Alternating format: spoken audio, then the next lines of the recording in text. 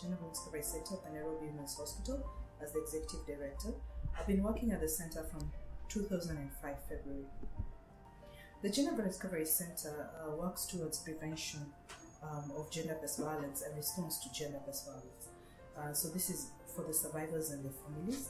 It also has an arm that works on advocacy issues and also primary prevention, where we create awareness of gender-based violence. So my role at the center is to simply coordinate. Part of what we do, we have 3 arms in GVRC. The first arm is response.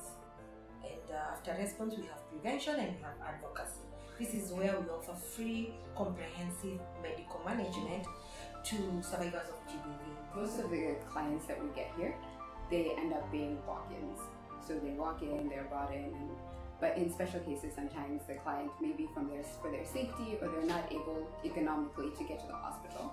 I'm the one who gets the call, and from there I mobilize, depending on whether it's an emergency, an ambulance, or a driver.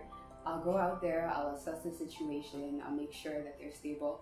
I'll bring them over here, do another social assessment, make sure that they're okay. If where they came from is not safe to go back to, I will make sure that as they are getting treatment, that there is a shelter available for them.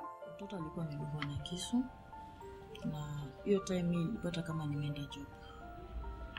Sasa mimi vile nilikuja kitu saa 11:30, nikapata mtoto hayuko juu au walikuwa wanasomea shule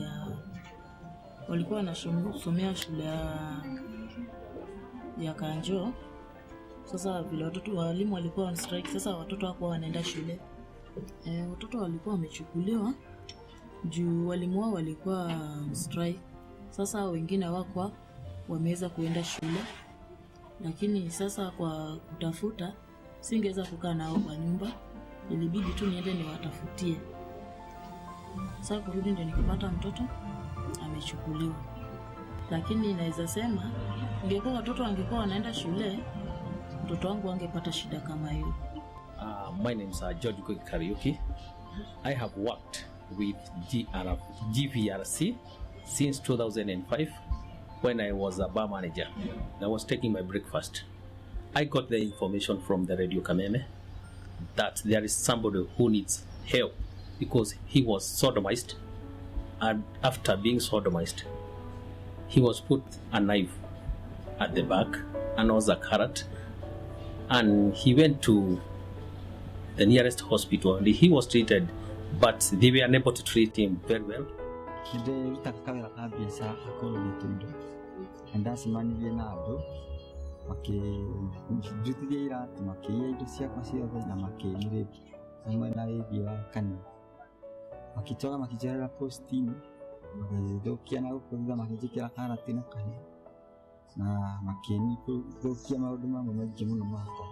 Hukumagia hau ndigomete thibitari ciumia igiri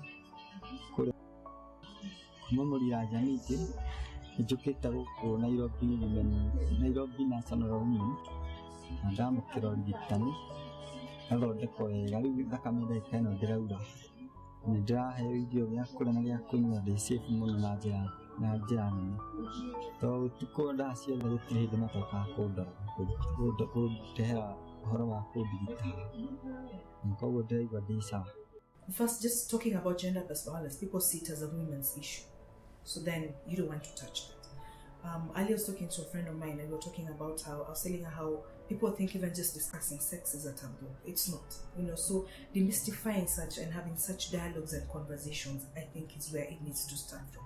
So talking about the different sectors, we need to also understand how one sector affects the other. So when I was talking about gender evidence-based programming, so for example, during the teachers' strike, the number of children who are abused increased. Towards the end of the month, we have a lot of women who've been abused physically by their spouses. So we need to make connections between the seasons of violence and what comes into interplay, and understanding the different sectors and looking at it not, for example, just as a teacher's strike, but what effect does it have on the children. Sometimes you think you've seen the worst case, and then the following day you see even worse than what you saw.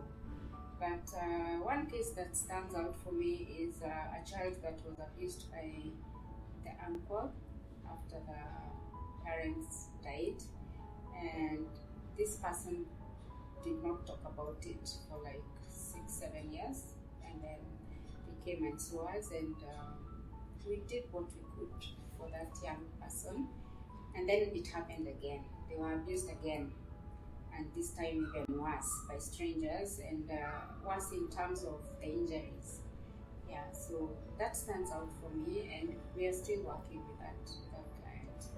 Yeah, so that was beautiful. Going through that very painful journey and looking at them later, after you've turned their scars into stars, it's amazing. It just keeps you going every day. The survivors do not pay for the comprehensive and quality treatment that we provide. What happens is that we fundraise for that funds and be able to pay for their medical services once they receive that. It's a very expensive affair. For an outpatient survivor, it costs about 10,000 Kenya shillings.